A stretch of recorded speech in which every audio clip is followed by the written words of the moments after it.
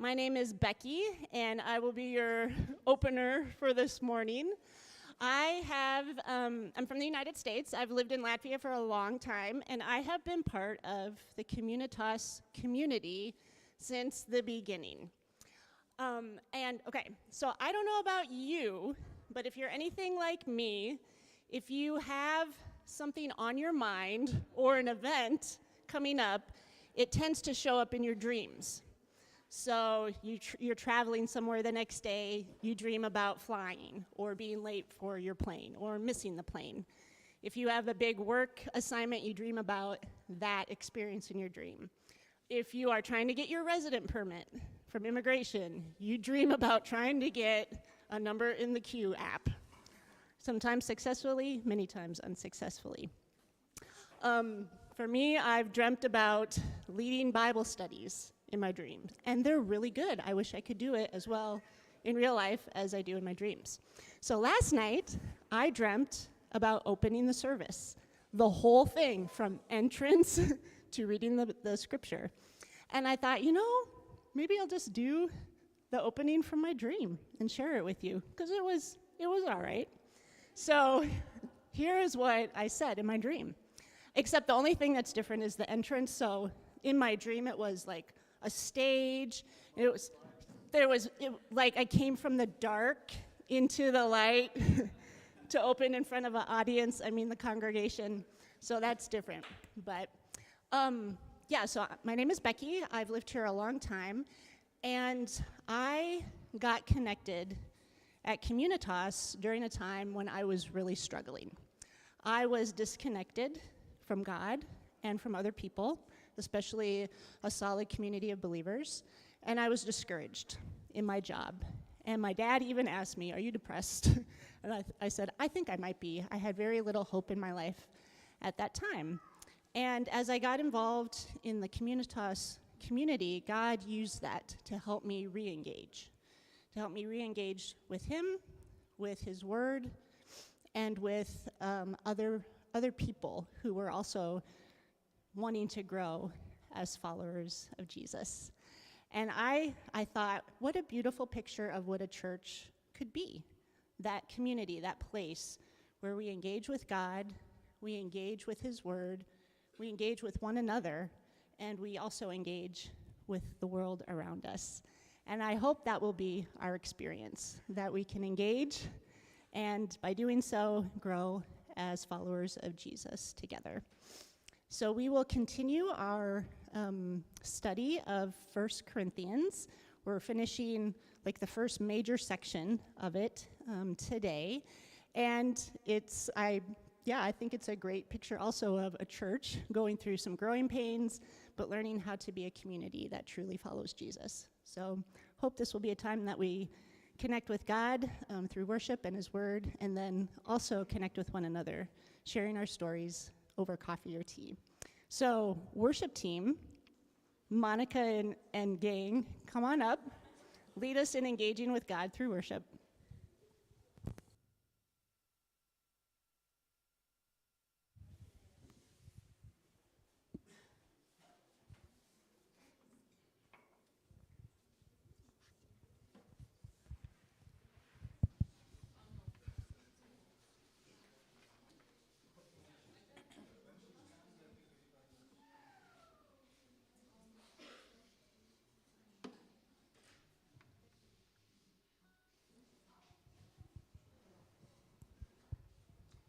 Good morning, church.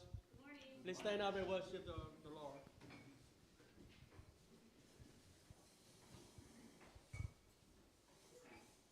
So I'm very happy to present my new worship team.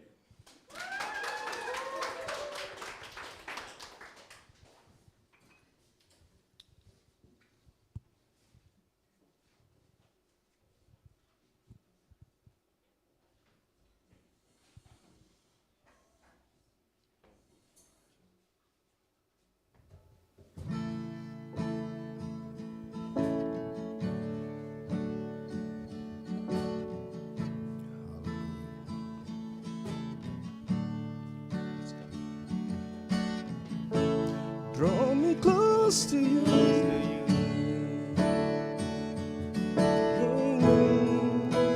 Never let me go. I lay it all down again to hear you say that I'm a friend. You are my desire. No one else will do. 'Cause nothing else could take your place. To feel the warmth of your embrace. Help me find a way, bring me back to you.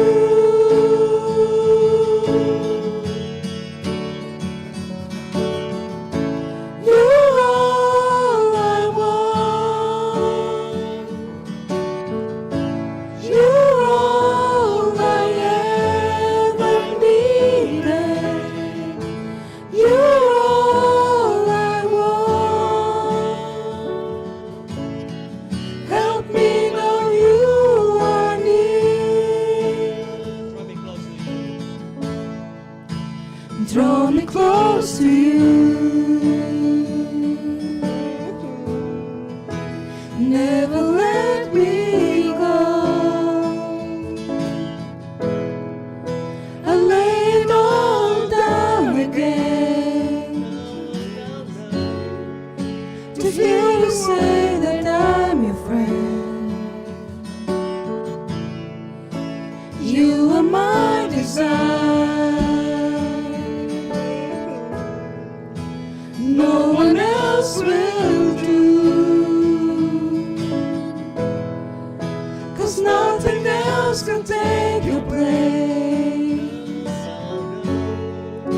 To feel the warmth of your embrace. Help me find a way, bring me back to you. Draw me close to you. You're all I want. You're all I ever needed. You're all I want. Help me know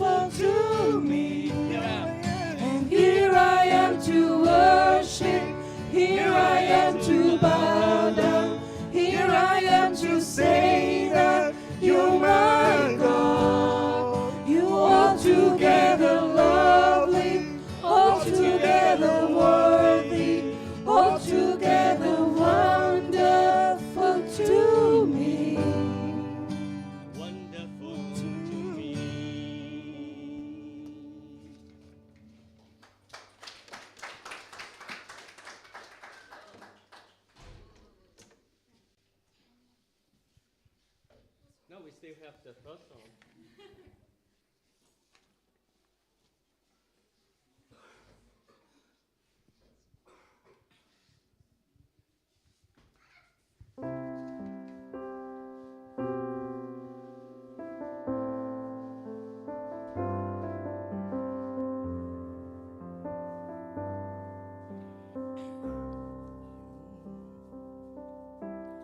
As the deer pants for the water, so my soul longs after you.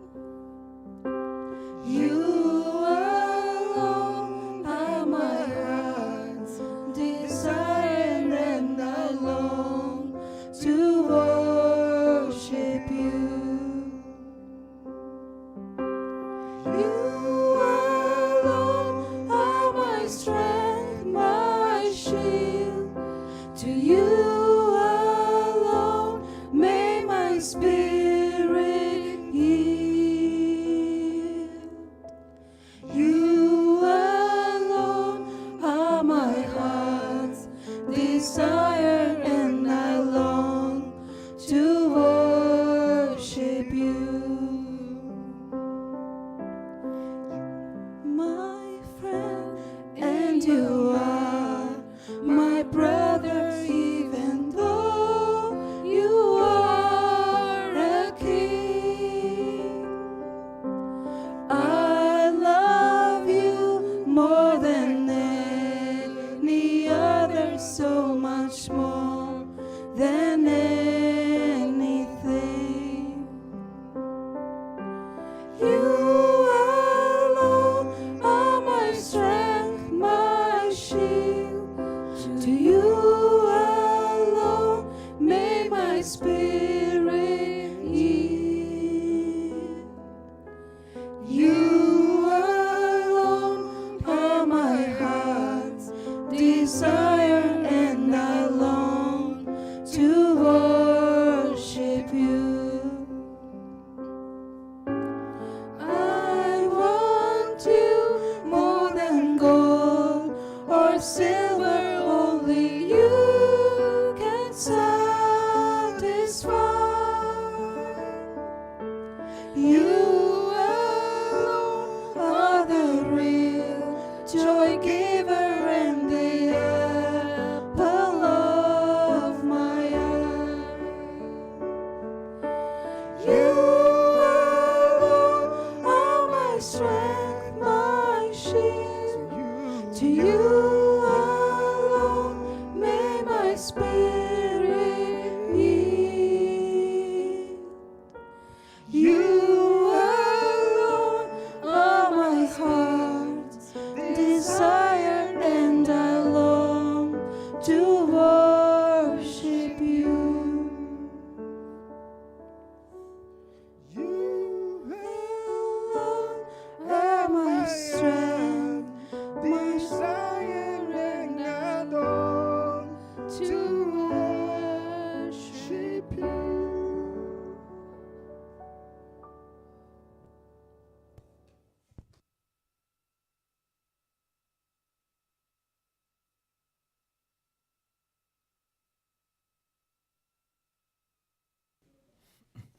Thanks, guys. That was the first time for that group. Isaac right away took the initiative to get a group going, so appreciate that. We need a name for the band, though, so maybe we need a contest.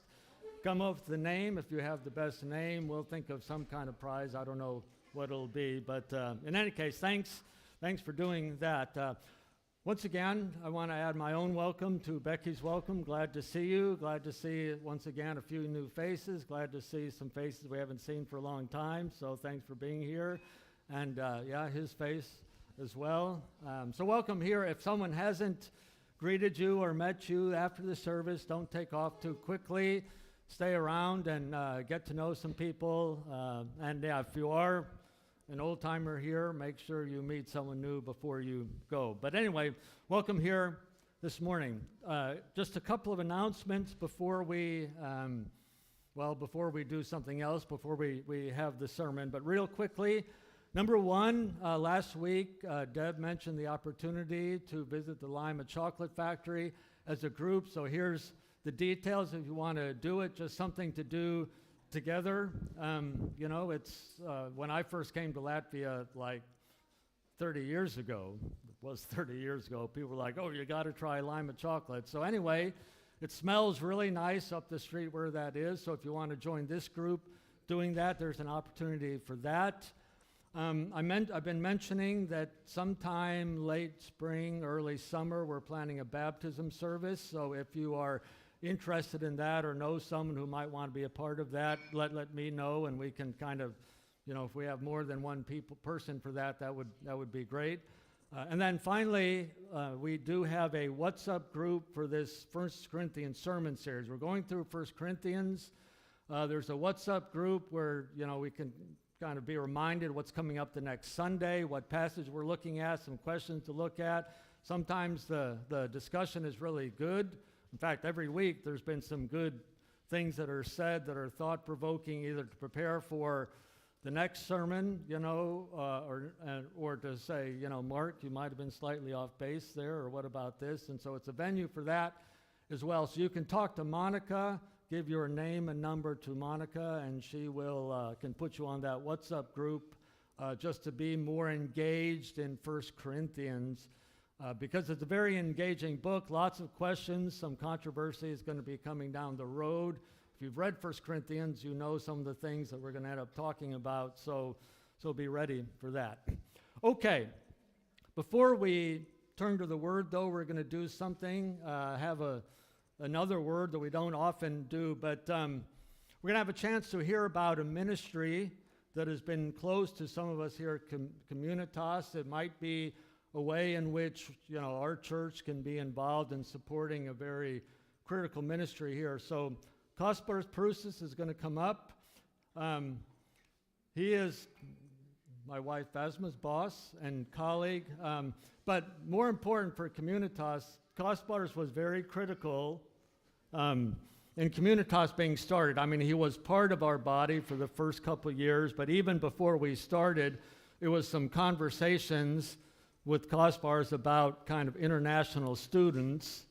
That was really a very critical piece in the puzzle in trying to listen to God about forming Communitas. And so in many ways, you know, you guys are here in this room because of a role that Kaspars played. But he's not going to talk about that. He's coming up, you can come up now, to talk about the Latvian Christian Alliance for Orphans. Yeah, so there.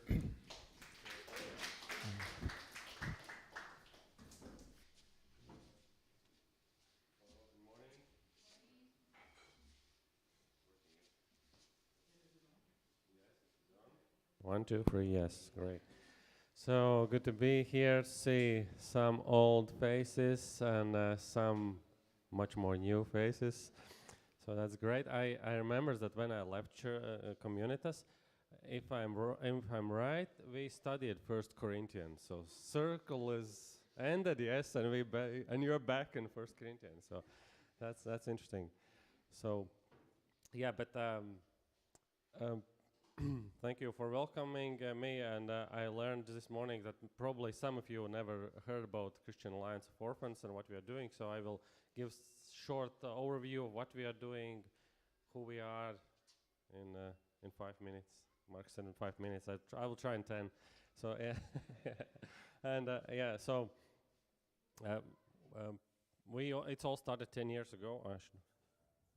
Yeah, it's all started 10 years ago. It's all started much more earlier, but officially Christian Alliance for Orphans we started 10 years ago. We a bunch of people come together, and me and Vasma was in this group, and most of them are adoptive parents or foster parents. That we thought, okay, how can we support each other and support other people who do that, and how can we raise awareness, and especially in churches, to do something about the kids who were then in orphanages. So in that time there were more than, I think, and it was 2,500 kids in orphanages at that time.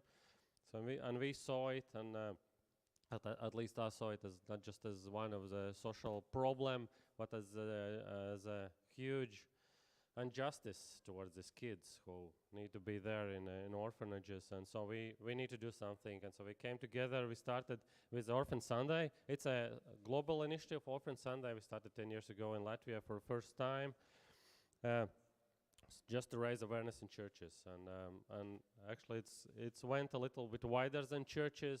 Also national TV get involved, and so it was quite success and like also encouragement for us to, okay, let's go, let's keep doing that. And so we gathered this team together, and we start to plan what to do, how to be more strategic. So we came up with this 5 strategic priorities, and we have done all this more than 10 years. So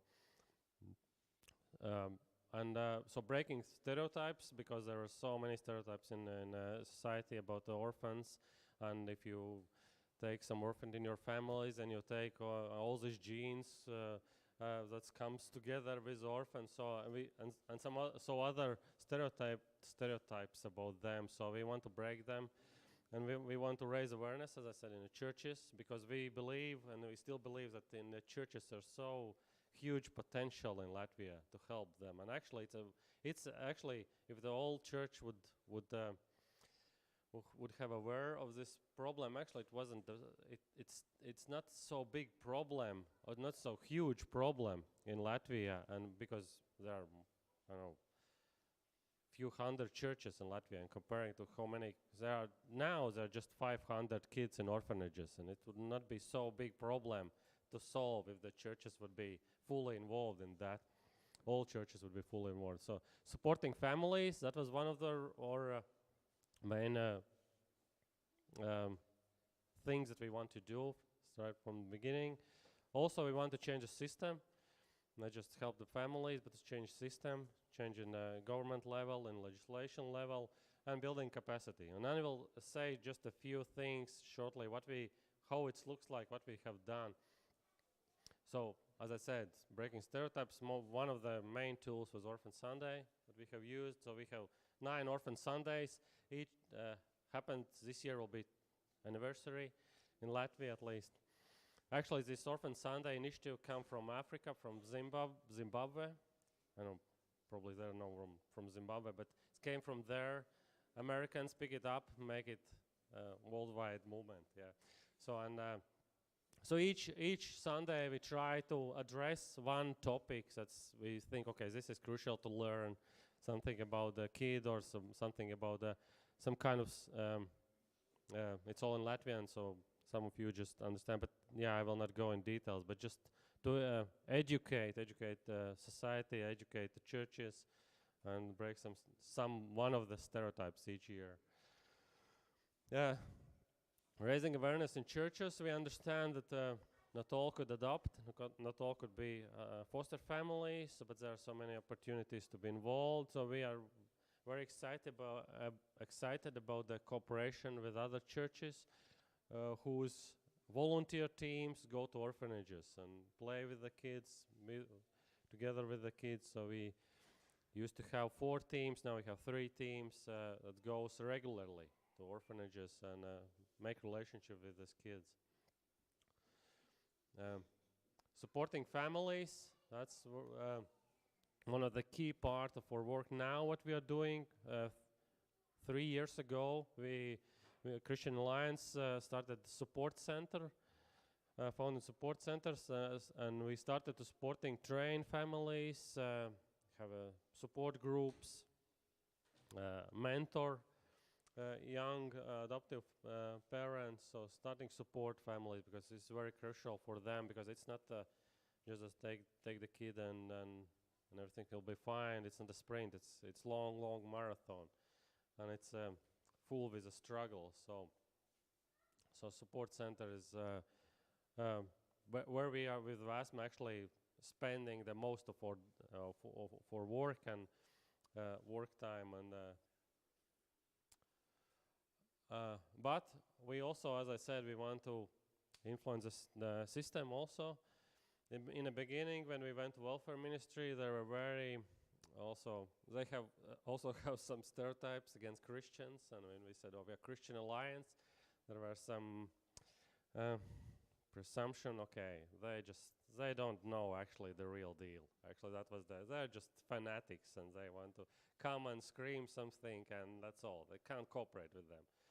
But we slowly changed that, and actually now we have the voice there, and they listen, and if there's some kind of new initiative, actually they try to involve us, because most of the time we support them, and most of the time they're very good people. They just sometimes don't know how to do it, and sometimes they don't have resources also, because welfare ministry actually is quite small ministry. Latvia is small, and welfare ministry is small, so they're just and welfare ministry is for all the ages, and welfare ministry department for kids is even smaller, so just, I don't know, 5 people working there. So if you can get to know them and could get in good relationship with them, you could influence quite a lot in Latvia. And we have done that, and this is a picture from the ministry when we got officially certificated as support center. And actually government is also paying money for what we are doing. They said, this is good what you are doing. We will give you money for that, for support center, for the support groups, for trainings, for activities that you are doing. They're also giving us money for that. And the new things that we want to develop and developing in last years is building capacity. We see that changing the legislation or the laws are not enough, and there are these families who we want to recruit and who we raise aware. Okay, come and take and adopt them and foster them, but there should be support systems that supports these families, and we saw that this is a weak point in the system in Latvia. So we now try to focus on that, and mostly through the training and resources for specialists and for the families, and or for some specific topics. So we have 4 trainings already that we are offering, and we have 2 or 3 trainings standing in line that we think, okay, this would be the excellent tool or resource for the system. We just don't have time or resource for that. So you could see here some of our trainings, and last year we also published the book that you helped us to publish it by donation.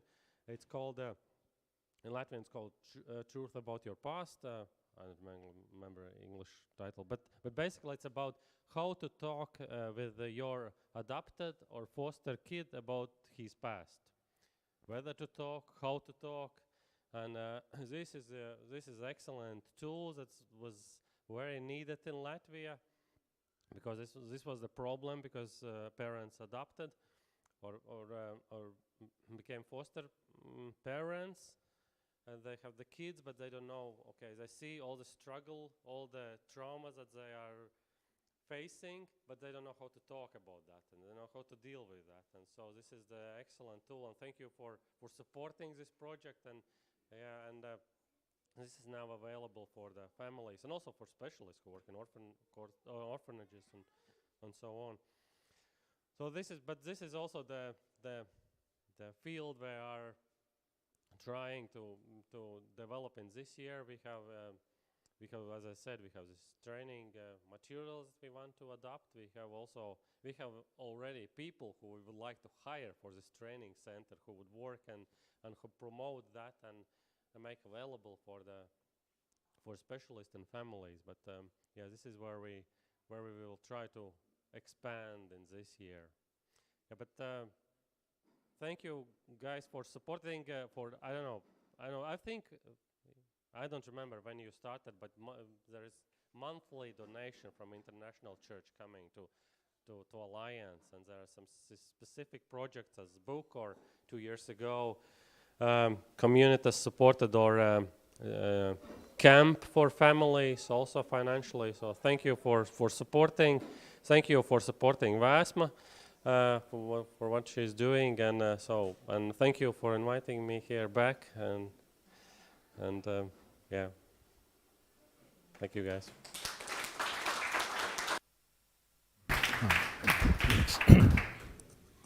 Thank you, Kaspar.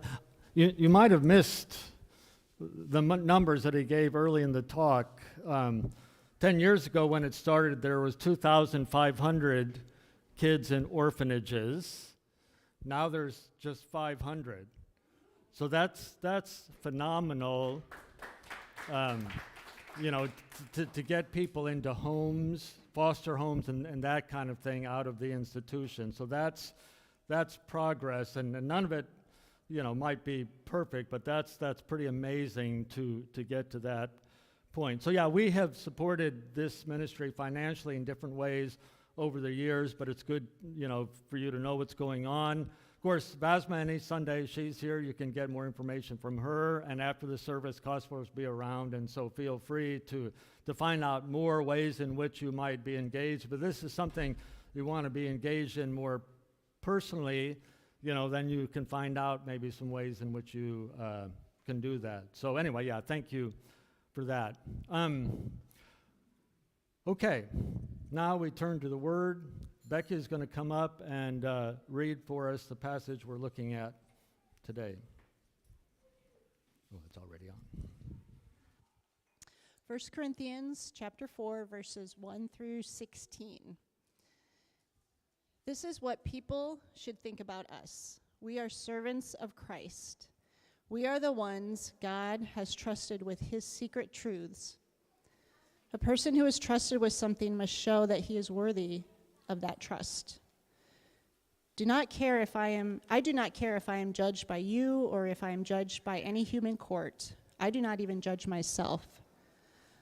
I know of no wrong that I have done, but this does not make me innocent. The Lord is the one who judges me. So do not judge before the right time. Wait until the Lord comes. He will bring to light things that are now hidden in darkness. He will make known the secret purposes of people's hearts. Then God will give everyone the praise he should get. Brothers, I have used Apollos and myself as examples. I did this so that you could learn from us the meaning of the words. Follow only what is written in the scriptures. Then you will not be proud of one man and hate another. Who says that you are better than others? Everything you have was given to you. And if this is so, why do you brag as if you got these things by your own power? You think you have everything you need. You think you are rich. You think you have become kings without us. I wish you really were kings. Then we could be kings together with you. But it seems to me that God has given me and the other apostles the last place. We are like men sentenced to die. We are like a show for the whole world to see, angels and people. We are fools for Christ's sake, but you think you are very wise in Christ. We are weak, but you think you are strong. You receive honor, but we are hated. Even now we still do not have enough to eat or drink or enough clothes. We are often beaten. We have no homes. We work hard with our own hands for our own food. People curse us, but we bless them. They hurt us, and we accept it. They say evil things against us, but we say only kind things to them. Even today we are treated as though we are garbage, the garbage of the world, the dirt of the earth. I'm not trying to make you feel ashamed. I'm writing this to give you a warning, as if you were my own dear children. For though you may have 10,000 teachers in Christ, you do not have many fathers. Through the good news, I became your father in Christ Jesus.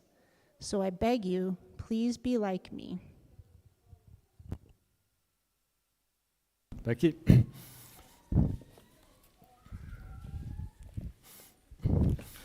By the way, this is the biggest group we've had in here in a long time, and we've even run out of our, Communitas cups. And so if things are a little bit confusing, it's okay. It doesn't bother anyone. So as always, feel free to move around. If you need to fill up on something to eat and drink, just make yourself at home. I'll just keep talking, I'll do my job, but you can do what you need to do to make it through the morning. A few weeks ago, at the end of December, I was tagged in a Facebook post with a bunch of other people that I I went to high school and university with a long time ago, and it was just written, this one word, Pele. Okay, and some of you are like, who's that? Who's Pele? Okay, well, he was, to some people, according to this thread, the greatest footballer ever of all time. Of course, now the problem is, some people don't even know who Pele is. It's Messi or something. But of course, this is what came up, for these people who were tagged on this post, maybe 20 of us. There's discussion about, because Pele had died, and that's why this post was made. And, he's the GOAT. That's the greatest of all time, my friend Richard said. And then another friend, Scott, undisputed and without doubt, Pele was the greatest of all time. Okay, of course, that's not exactly undisputed, okay, because some people now might dispute it. I expected this because, that's my generation who first started to play football many, many years ago, and when we all started to play football, Pele was it, and then there was a few others, Beckenbauer and so forth, a great German footballer. But it's like everyone was into, there's David is here. Yeah, Beckenbauer was like my big guy, okay? But all my generation just assumed, Pele's the greatest. And then now, like I said, some people don't even know who he is, and they have their own names. Recently, this kind of discussion has come up again in American basketball, where one particular player has basically declared himself to be, the greatest of all time, whereas, all of us know that it's Larry Bird, right, Archers? Larry Bird, the greatest? Yeah, you young guys. Sir, you agree with me, Sergei? Shaquille, no one says Shaquille, come on. But the point is, these kind of discussions come up in all sorts of areas, certainly in sports. There's always, who's the greatest of all time? There's, some of you might remember, a guy in our church in earlier years from Sri Lanka, and he's always posting cricket things. And so I'm always, I could find out who people think are the greatest cricket players from him, even though I know nothing about cricket. But this is our mentality of wanting to compare and judge and rate and decide who's the best. And we're not satisfied with like top 10. Who's the best? Or top 3, okay? And it's, a lot of our life is wrapped around those kind of comparisons, and it can happen in student life, when you kind of rate yourself, in comparison to other students, and you want to maybe stand out and do better. You want your professors maybe to notice you more.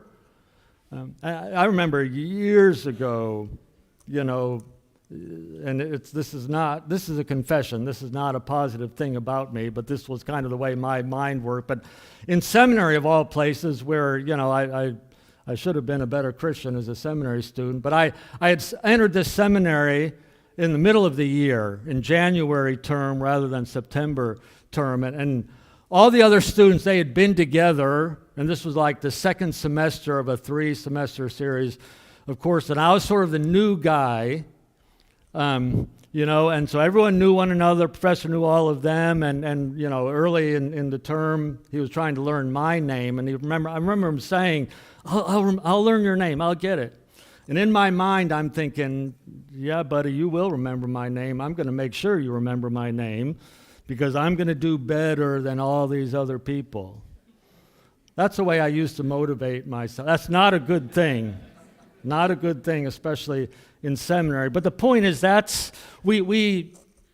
comparisons are very common to us, and we hope to rate highly in some area, and there might be some areas where we know will always be just so-so, middle of the ground, mediocre, but we would like to have some area of our life where we think, yeah, I'm better than those other guys. I'm not like fill in the blank. I'm not like that person or that person. I don't play like that person or do like that person. And that's one of the things that's going on at the church in Corinth. Okay, it's leading to a lot of their problems, especially the problems that Paul is talking about in chapters 1 to 4, which is kind of the first big chunk of 1 Corinthians. And then next week, we're going to get to the next big theme that Paul is going to talk about. But the first 4 chapters is about divisions in the church and splits in the church and status in the church. And all of that comes from a root problem that the church is having. And in 1 Corinthians chapter 4, Paul gets very, very direct. In fact, as we're going to see, he gets very sarcastic. You know, as some of the words that Becky read from that chapter, Paul is very sarcastic in what he's saying. It makes some people quite uncomfortable, you know, what Paul is saying. But he's direct now. Last week, he was talking in symbols, you know, field and building and fire and that kind of thing. And now chapter 4, he's not really talking in symbols anymore. He's talking directly to this church about their core problem. And it's really not a mystery what their core problem is, because Paul addresses it directly. For instance, in chapter 4, verse 18, Paul says, "Now some of you have become arrogant." It's important to keep in mind that not everyone in the Corinthian church is equally guilty. There's a lot of problems Paul is talking about, but it's not like everyone is bad. It's not an altogether bad church, but there's a substantial number who are having some problems, and it really comes back to the problem of pride. And in fact, Paul begins to address it very directly in verse 8. And here's where he's being sarcastic. He's putting into words what they think about themselves. He says, "You've already been filled. You already become rich. You have come to reign without us." Okay, this is what some of the Corinthians are thinking about themselves. They have this exalted view of themselves. They think that they've attained a higher spiritual status even than Paul. And the thing is, you can see that kind of language, even in contemporary, sometimes televangelists and whatever, and it's like, you're supposed to reign, you're supposed to be rich, you're supposed to be up here, and you should have everything, and God's people should have the best life possible. And you can hear the words that Paul uses sarcastically being used seriously, as this is what we ought to attain for. You should be like kings. And this is what some of the Corinthians are thinking about themselves. And it's not a good thing. It's a problem of pride that they have, and it's that pride that is going to be causing a lot of the other problems that are going on. And one of the ways Paul communicates that is in the next few verses, where he's going to kind of compare what the Corinthians think of themselves to what he and some of the other apostles are actually experiencing in life. So Paul said, "You're already filled. You become rich. You become kings without us. Indeed, I wish you had become kings so that maybe we could reign with you. For I think God has exhibited us apostles last of all as men condemned to death, because we have become a spectacle to the world, to angels and to men. We are fools for Christ's sake, but you guys, you're so prudent. We are weak, but you're strong, so you think. You're distinguished, so you think, but we are without honor. To the present hour," Paul says, "in fact, we're hungry and thirsty, we're poorly clothed and roughly treated, and are homeless. We toil, literally working with our own hands. When we're reviled, we bless. When we're persecuted, we just endure it. When we're slandered, we actually try to fix it, to conciliate. We become the scum of the world, the dregs of all things, even until now."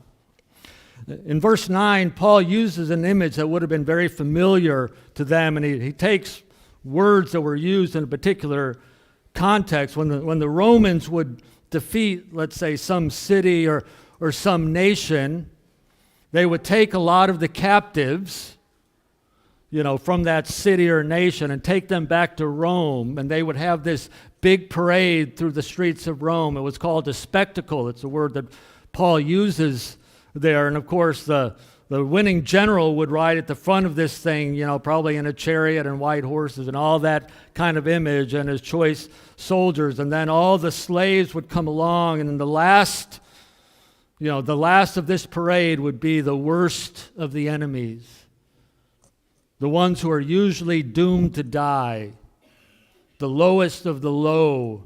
And they're in that place to shame them before they go to the Colosseum and kill them. Okay, and Paul says that's where we are. We have accepted the last place in this spectacle. We're willing to give up any status whatsoever. And Paul is saying that to compare the reality of the apostles to what some of these Corinthians wanted to think about themselves. Now people talk about servant leadership, and that's a good thing. You can go to business schools, learn about servant leadership. Probably at, Harvard Business School, people might talk about being a servant leader. We need servant leaders, and that's sometimes it's just a way of kind of manipulating people. Pretend you're a servant to get your way. 2,000 years ago, no one put servant and leadership together. Those didn't fit. Leaders didn't see themselves as serving their organization. They were the boss. They were in charge, and they had the status, and you made clear your status. The boss didn't clean toilets, period. The nicest clothes, the nicest parking spot, this goes to the bosses. The rest of you got to just take the bus. And the Corinthians have taken on these kind of attitudes from their social setting. Another problem that's related to the problem of pride is the problem of independence. And so one of the things Paul says here in verse 17, he says, I'm reminding you of what I teach and how I live in all the churches. And that's one of 4 or 5 places in 1 Corinthians where Paul does something he doesn't do in his other letters. He keeps reminding them of this. This is what all the churches believe. This is what I teach in other places. This is what the body of Christ looks like, because in Corinth they're thinking we don't need anyone else. We have nothing to learn from other churches. We have no need to be like those other churches. They should be like us. They should imitate us. We're better than they are. We're more spiritual, is their view of themselves. Okay? And so this is their main problem that is going to lead to a lot of the other problems. Even next week we're going to see that it's their pride that's going to prevent them from dealing with some problems that they need to deal with. So sometimes there's a discussion about, what is the root of sin?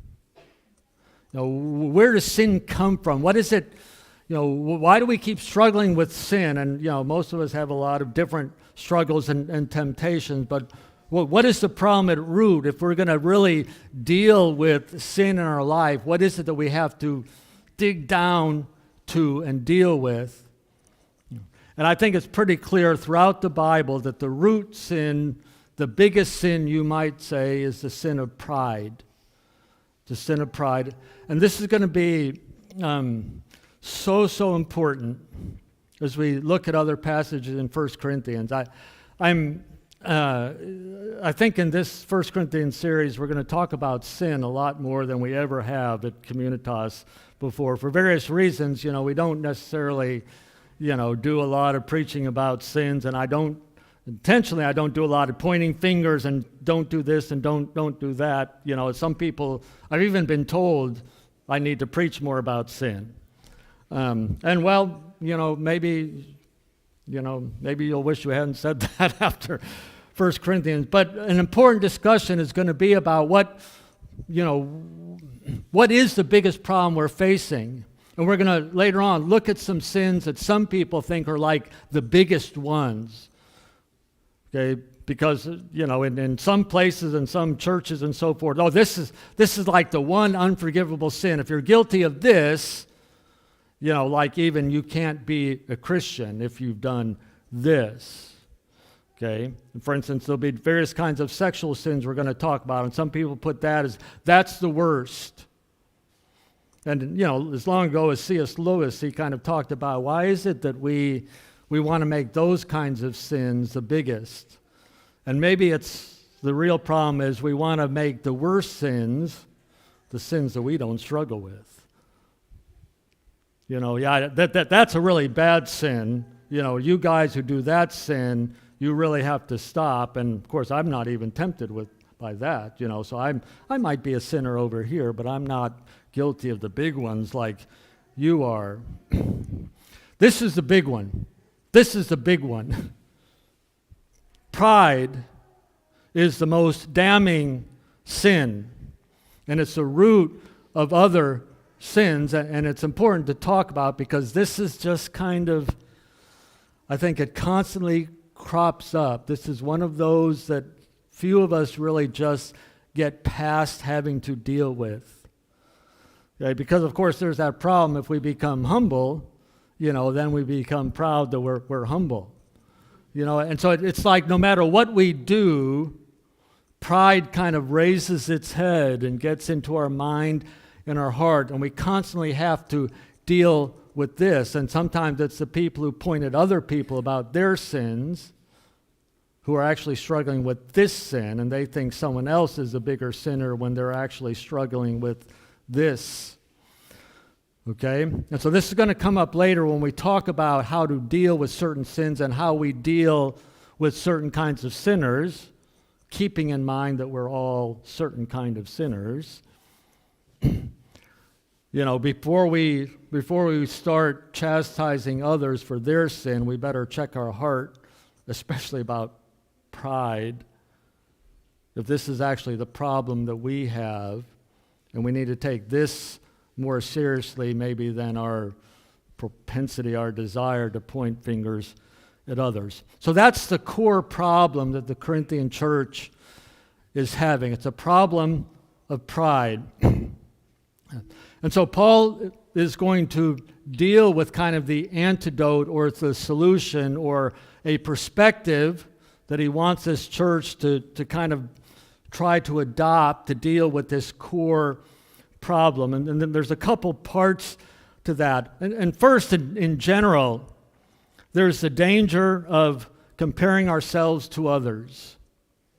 And that's part of what the Corinthians are doing. They're comparing Paul to Apollos, and then they're comparing themselves to Paul, and maybe comparing themselves to other kinds of Christians, and just that whole process of comparing is deadly.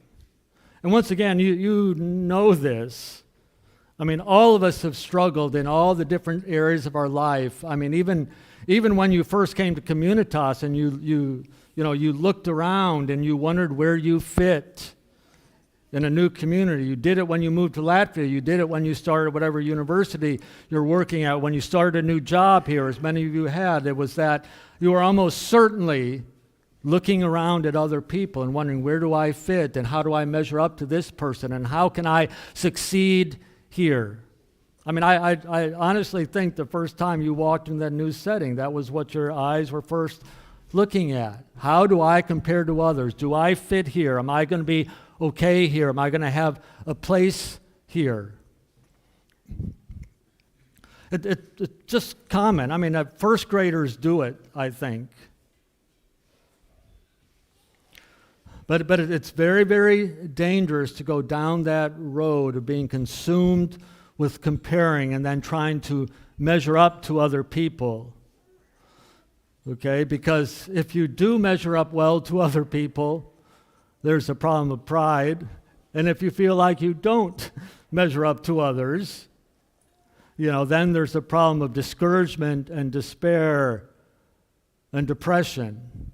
Because like either way you go when you're comparing yourself to others, you're going down a road that's not going to be a very good road. By the way, for some of you who have taken the Strength Finders thing that Deb does, it's one of the nice kind of collateral benefits of learning about yourself and learning about others is it helps us to accept who God has made us and to not, not to worry if we're not like someone else.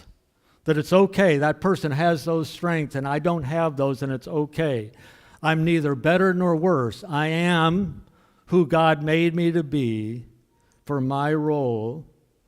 Okay, and I don't have to compare myself to others because God made them with a different mix of gifts and strength, and it's very easy, to think, I wish I had that strength. And I come from a family of pastors, and I have cousins who are pastors, and I can easily compare myself very negatively, actually, when I compare myself to other pastors. And it's taken me a long time in life, and I'm not totally there yet to say, God made me a certain way.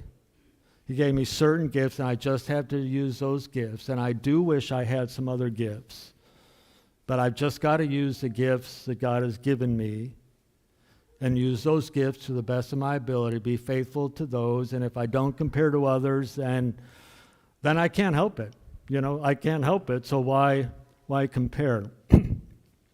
So this is kind of what Paul is getting at in the first few verses of chapter 4.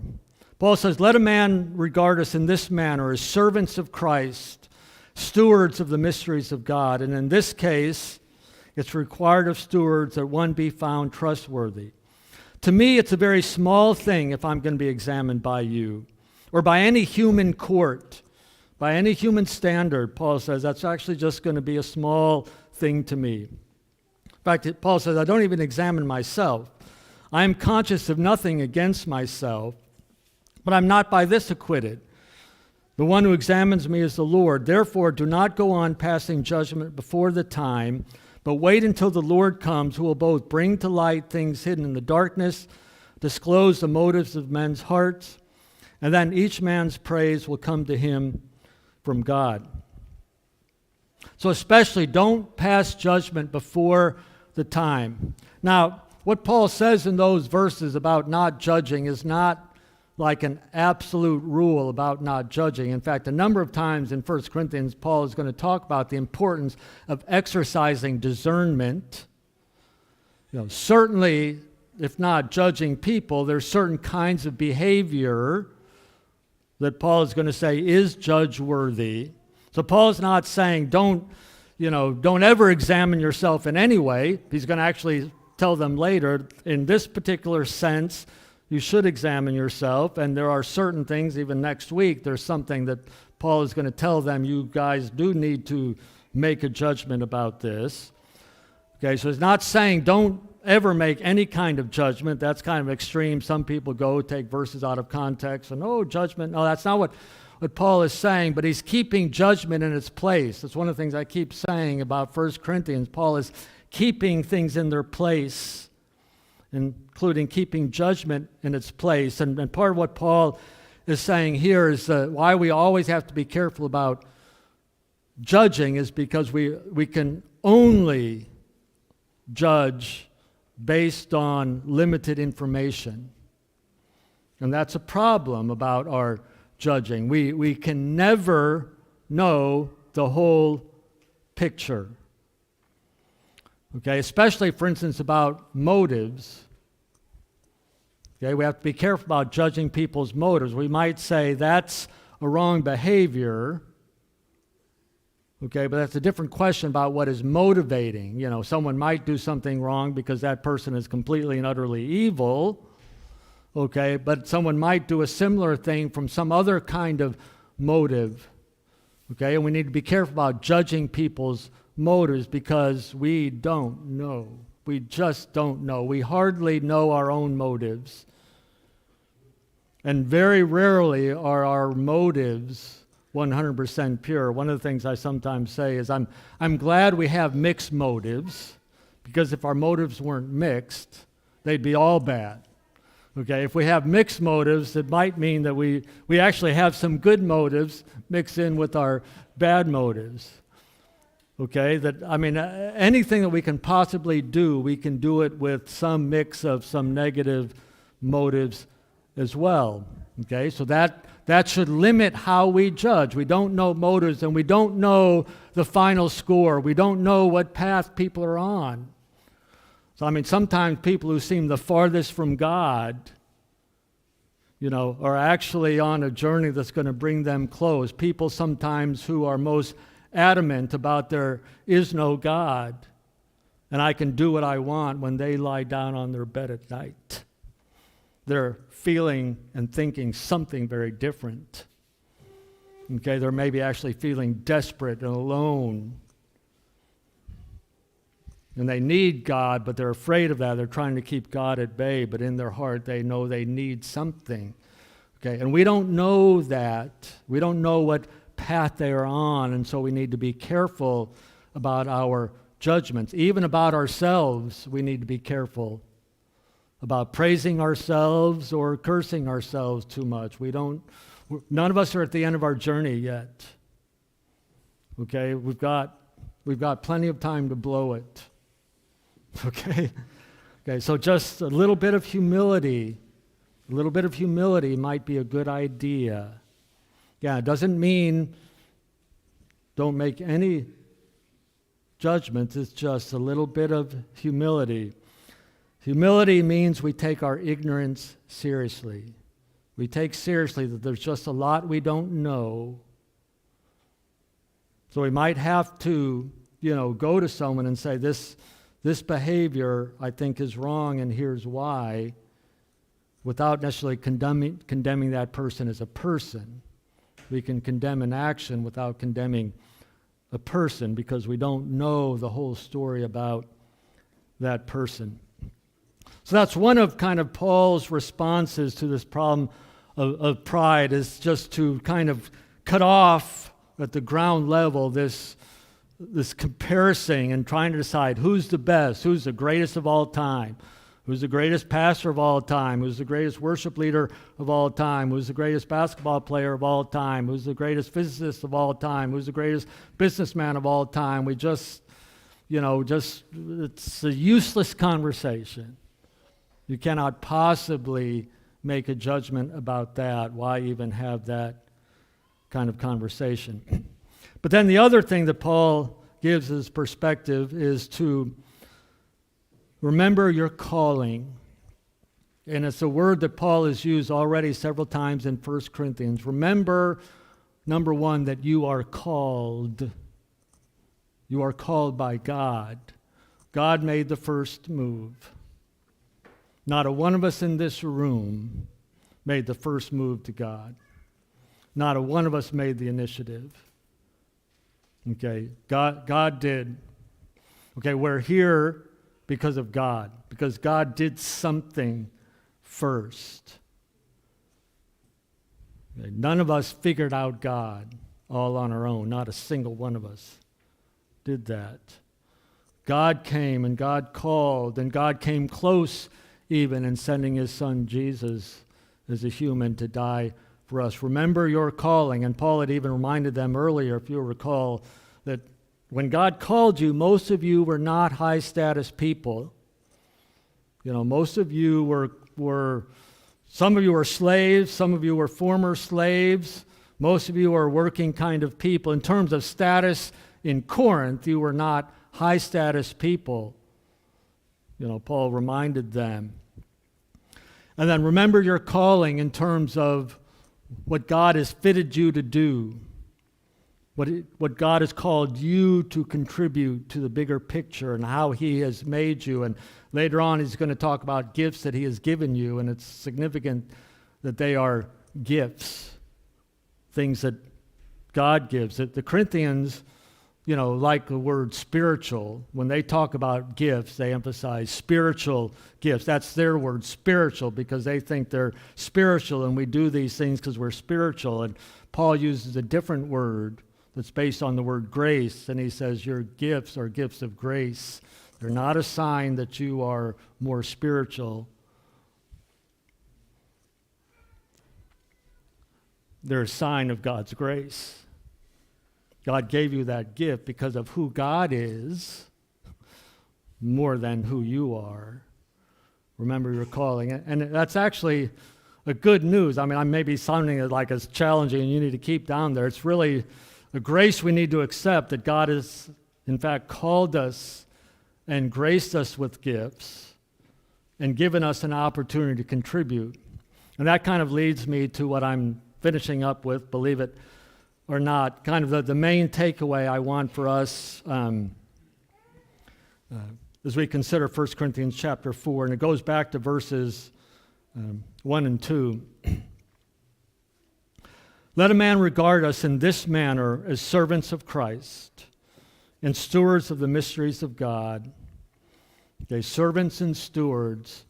A steward is not necessarily a low position. It could be like a chief of staff would be a steward. It could be the chief of household, but not the chief.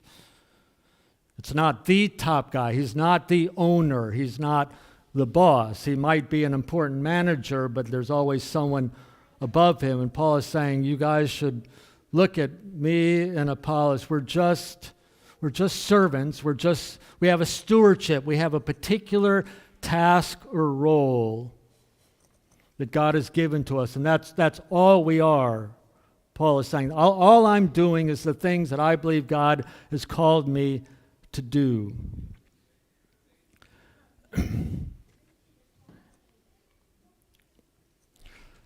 In this case, moreover, it is required of stewards that one be found trustworthy. Now, here's the thing about this verse, that a person become faithful. Paul says here, you guys regard us, me and Apollos, like this. We're slaves and we're stewards. And if we're going to be judged, we should be judged only on our faithfulness. But Paul is not, in chapter 4, just talking about himself and Apollos. In verse 6, Paul said, now these things, everything I've been saying, brothers, I figuratively applied it to myself and Apollos for your sakes. Paul is saying, so far I've kind of just made this about me and Apollos. So you can kind of think about it in terms of me and Apollos and get your thinking straight. But what Paul is saying is this is really about you. It's not just about Paul and Apollos. It's about great unhappiness descends.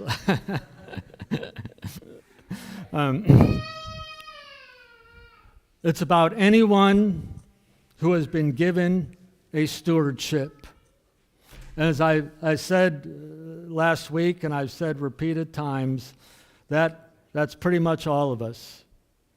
Okay, especially in a church like this where we're not trying to emphasize, there's the official, paid staff. There's not, it's mainly a volunteer church. There's not a large paid staff to do all the work. A church like this requires people who are willing to contribute, who will see themselves as someone that God has entrusted me with some kind of resource.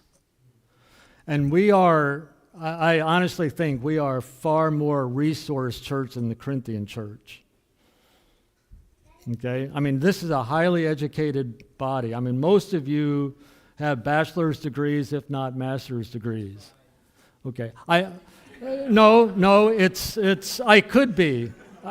I'm not saying that look how good we are. I'm saying this is the stewardship God has entrusted with us, and we better use the good gifts God has given us.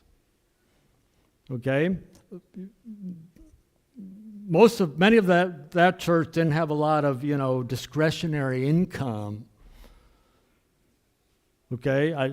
God has, blessed people in this church, and it's a resource you have. You are amazingly gifted people, and once, like Vadis reminds us, I'm not saying that to create pride. I'm saying that to say God gave you that, and He gave you that for a purpose, and what is key is faithfulness. And so the question is, are we being faithful with what God has given us?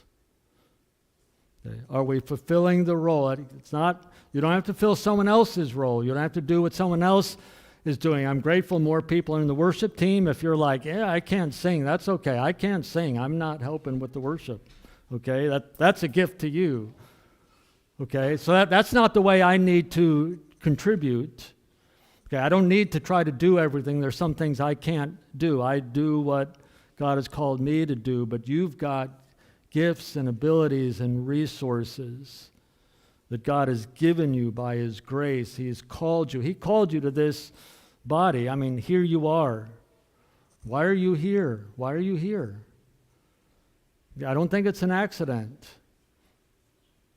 You know, for some reason you got up this morning, you walked here, and you came here, and the first time you came here, something caused you to come here. Okay, and here you are. God called you. God had something to do with that. You've been gifted by God. And it's required of all of us that we be faithful to what we've been given, faithful to this stewardship, something we have that we are meant to manage for God and His glory and for the kingdom of Jesus Christ. Thank you, Lord, for this warning, and I pray that each of us would take this particular word seriously. I pray that you would challenge any pride in our hearts. Open our eyes to that. Open our eyes, especially, though, to your great grace. Thank you for calling us, for gifting us, for bringing us to a place where we actually can make a difference in the world. It's a gift to be in a country like this where we can do things and talk about our faith and we can contribute. Thank you for that opportunity. Help us, Lord, to be faithful. Amen. One thing before we sing, though, boy, I'm glad you came up. Before I sing the final song, we're going to have a word of prayer of blessing. And so Ashish and family are going to come up here. And could you introduce that head of hair? And just introduce your mother-in-law too. Come over this way so you can be in the camera, and we'll have a word of prayer for them. Yeah, just introduce yourselves. Yeah, your baby. Everybody, my name is Ashish. I'm here from almost in this Communitas family from last 4.5 years. Now we are blessed with a baby boy, and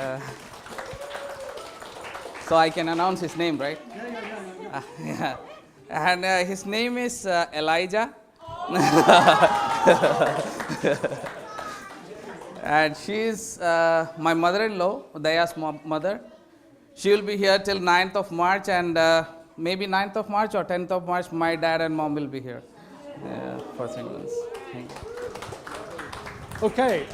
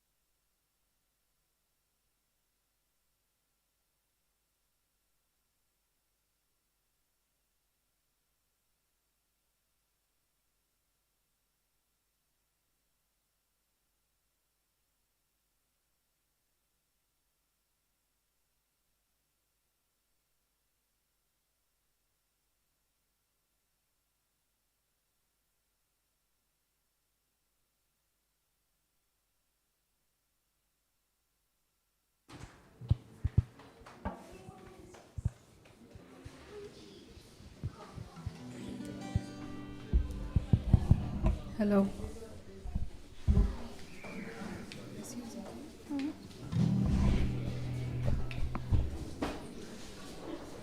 We will sing the last song, Only Jesus.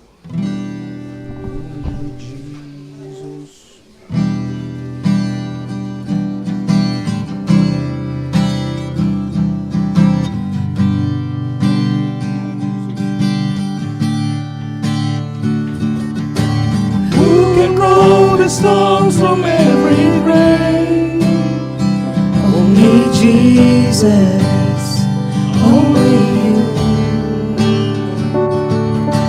Who has called me out and knows my name? Only Jesus, only you. Who is like you? None beside you. My God, you're worthy. I will sing of it all my days. King forever, my defender. My God, you're worthy. I will sing of it all my days.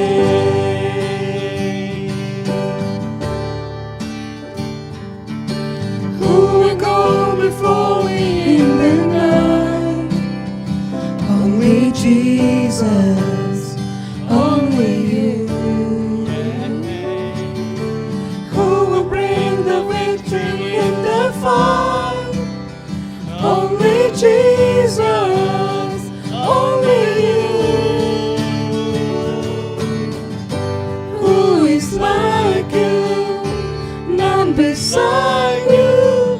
My God, you're worthy. I will sing of it all my days. King forever, my defender. My God, you're worthy. I will sing of it all my days. I will sing of you, Jesus. I will sing of you, Jesus. Just give me Jesus. It's all I want. It's all I want. Just give me Jesus. Just give me Jesus. It's all I want. It's all I want. Just give me Jesus. Just give me Jesus. It's all I want. It's all I want. Just give me Jesus. Who is like you? None beside you. My God, you're worthy. I will sing of it all my days. King forever, my defender. My God, you're worthy. I will sing of it all my days. Who is like you? None beside you. My God, you're worthy. I will sing of it all my days. King forever, my defender. My God, you're worthy. I will sing of it all my days. I will sing of you, Jesus. I will sing of you, Jesus. You will go before me in the night. Only Jesus, only you. Thank you, God.